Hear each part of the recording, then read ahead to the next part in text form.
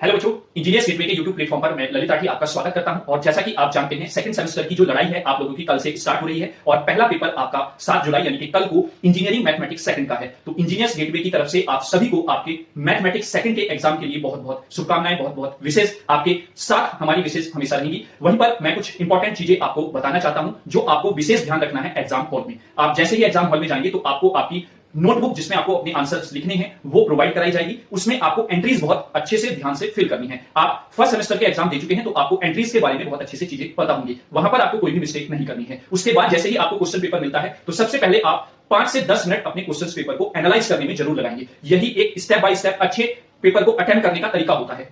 तो जब आप 5 से 10 मिनट में पेपर को एनालाइज कर लेंगे तो वहां से आप अपनी स्ट्रेटेजी तैयार करेंगे कि आपको कौन से क्वेश्चन को पहले अटेम्प्ट करना है, क्योंकि आप हमेशा उसी क्वेश्चन को अटेम्प्ट करें जो आपको सबसे अच्छे से आता है, चाहे वो क्वेश्चन पेपर का लास्ट ही क्वेश्चन क्यों ना हो। और दूसरी मेरी नसीहत आप लोगों के लिए यह है बच्चों कि आपको अपना पेपर जब करना है तो सेक्शन ए को कोशिश करें आप सबसे लास्ट में करें, यानी कि सेक्शन बी और सेक्शन सी को आपको पहले अटेम्प्ट करना है। उसका कारण मैं आपको बता देता हूं, जब आप एग्जाम हॉल में जाते हैं तो आपको उस सब्जेक्ट के बारे में बहुत सारी चीजें पता होती हैं और आपको जब सेक्शन ए शुरुआत में अटेम्प्ट करने बैठ जाते हैं तो वहां पर आप ज्यादा समय कंज्यूम कर लेते हैं। और जब ज्यादा समय कंज्यूम हो जाता है तो सेक्शन बी और सेक्शन सी में जहां पर लॉन्ग क्वेश्चंस पूछे जाते हैं वहां पर समय नहीं बच पाता है और कभी कभी होता है कि बच्चे को आता हुआ क्वेश्चन अटेम्प्ट नहीं होता है समय के कारण। तो इस चीज का विशेष ध्यान रखना है, पेपर नहीं छूटना चाहिए आपका। आपको ऐसा नहीं लगना चाहिए कि ये क्वेश्चन तो आता था, अगर टाइम होता तो मैं इसको अटेम्प्ट कर लेता। क्लियर है। और दूसरा आपको यह विशेष ध्यान रखना है कि ओवर राइटिंग से आपको बचना है, क्योंकि यहां पर आपको थ्योरी तो कुछ लिखनी नहीं है, आपको सारा न्यूमेरिकल पोर्शन ही मिलेगा और न्यूमेरिकल पोर्शन में ओवर राइटिंग होने के चांसेस ज्यादा रहते हैं। कैलकुलेशन जो भी करें सटीक करें, एक्यूरेट करें, आपको उसको काटने की जरूरत ना पड़े। मतलब अगर आप ओवर राइटिंग से बच जाते हैं तो आप खुद देख पाएंगे फर्स्ट सेमेस्टर के रिजल्ट और सेकंड सेमेस्टर के रिजल्ट में कंपैरिजन करके कि आप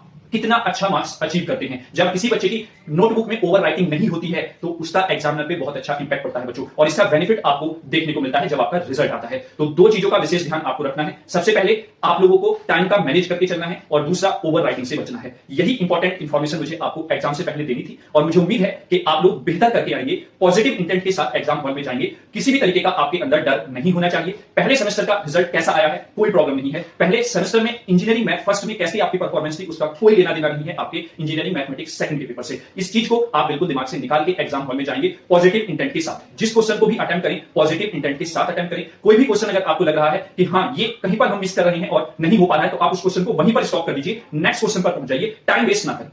क्योंकि कभी कभी होता है कि हमें आती हुई चीज भी रिकॉल नहीं हो पाती है और जब हम दूसरा क्वेश्चन करने बैठते हैं तो हमारा माइंड क्या हो जाता है, रीसेट होने लगता है, देन बीच में हमें वो चीजें याद आ जाती हैं, तो आप उस क्वेश्चन को अटेम्प्ट कर लें, आप ओवर राइटिंग से बच जाएंगे। तो यही संदेश आप लोगों को देना था और आप सभी के साथ इंजीनियर्स गेटवे की शुभकामनाएं हैं और आपका एग्जाम बहुत बेहतर जाएगा। एग्जाम के बाद इस वीडियो के कमेंट बॉक्स में आप कमेंट करके जरूर बताएंगे कि आपका मैथमेटिक्स सेकंड का एग्जाम कैसा हुआ है।